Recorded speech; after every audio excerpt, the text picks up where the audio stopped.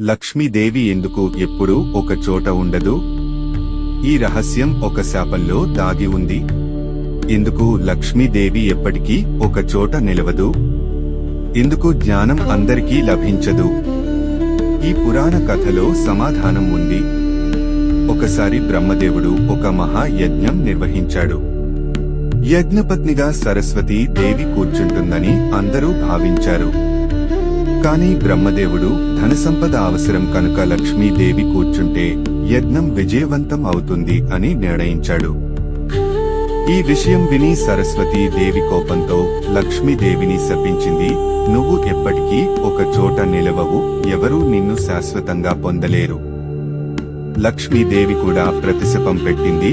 సరస్వతి, నిన్ను అందరూ పొందలేరు. గర్వం పెంచుకున్నవారిని జ్ఞానం విడిచిపోతుంది.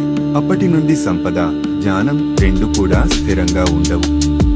వాటిని నిలుపుకోవాలంటే వినమ్రత, ధర్మం అవసరం.